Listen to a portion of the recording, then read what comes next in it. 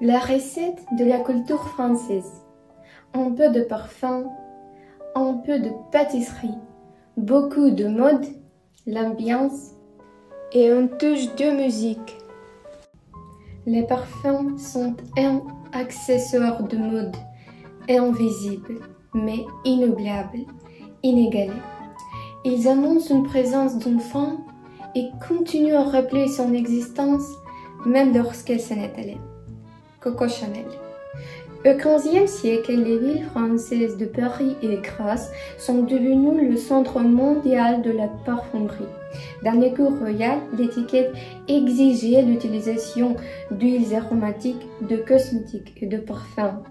L'utilisation de parfums et d'huiles parfumées a doublé pour masquer les odeurs désagréables qui étaient omniprésentes en raison du manque d'hygiène appropriée. Maurice Frangipani a inventé la dilution des arômes dans de l'alcool pur. Cet instant est considéré comme la naissance de la véritable parfumerie. Des siècles plus tard, à Grasse, les premiers parfums français contenant des notes épicées et d'agrumes ont été créés. Il n'y avait pas de limite à leur application. On ajoutait même des parfums au vin et on les utilisait comme rafraîchisseur buccal. C'est ainsi que s'est amorcé le rapide développement de la célèbre parfumerie française. Et les parfums sont devenus une partie indispensable de l'image d'une femme.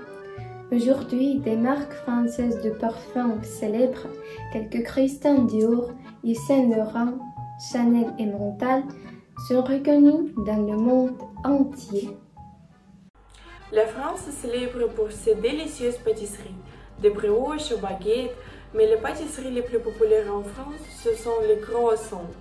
L'histoire des croissants a commencé au 8e siècle en Autriche, d'abord sous la forme de baguettes sucrées qui perlent. La légende raconte que des boulangers viennois avaient stoppé l'invasion et en l'honneur de cet événement, Peter Wandler a préparé des baguettes en forme de croissants. Plus tard, les croissants sont arrivés en France avec deux versions d'origine, l'une associée à Marie-Antoinette et l'autre à la boulangerie viennoise à Paris. En 1853, les croissants ont été mentionnés pour la première fois comme type de pain dans un livre d'Anselme Payen. 20 ans plus tard, les croissants typiques au beurre sont devenus une pâtisserie française traditionnelle et font partie de la culture parisienne. Je vais vous parler des lieux Kharkiv qui peuvent vous rappeler la France. Le premier endroit qui vient à l'esprit, c'est le boulevard français et sa tour Eiffel, un morceau de France en Ukraine. La nuit, cette tour est magnifiquement rougeoyante et crée une atmosphère chaleureuse. Le deuxième lieu, c'est le restaurant qui s'appelle Paris. Cet endroit est rempli de l'atmosphère de la France. Ici, vous pouvez déguster la cuisine française et acheter des pâtisseries. Le restaurant a son propre théâtre, Paris Comique, où on peut voir des films français.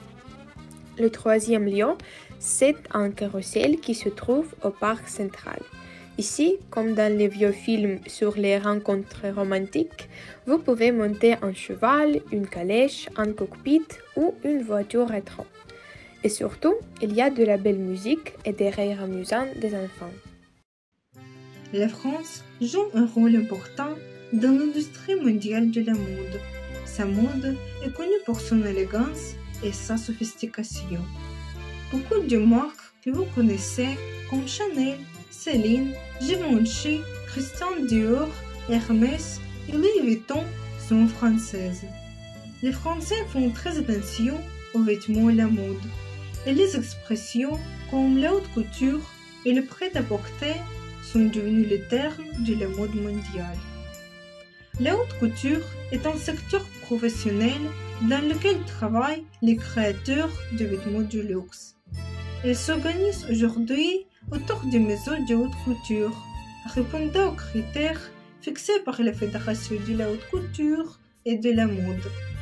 Ces critères ou canons sont par exemple la localisation de la marque et de l'atelier à Paris, la démonstration de la collection là-bas pendant les semaines de la haute couture, l'existence du produit dans un seul exemplaire, etc.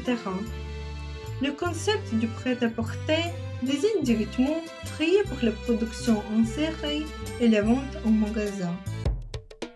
La musique francophone a un riche patrimoine. Les noms comme Edith Piaf, Yves Montand, Joe Dassin, Charles Aznavour, Salvatore Adamo étaient et sont toujours infiniment célèbres. Mais je veux parler des groupes de rock français. Le rock est apparu en France au milieu du XXe siècle, mais son apogée a commencé dans les années 1980. Dans ces années, quelques groupes sont apparus sur la scène. Noir Désir, Téléphone, Indochine, Lerita Mitsuko et Alain Bachung. L'album Veuillez rendre l'âme de Noir Désir est devenu l'un des classiques du répertoire national. Le groupe Indochine, selon le Français dans le monde, est toujours le plus grand groupe de rock français. Les Français aiment beaucoup le rock et c'est pourquoi il y a plusieurs festivals de rock en France chaque année. Par exemple, le Solidays et le Rock en scène qui a célébré cette année son 20e anniversaire. Ces festivals réunissent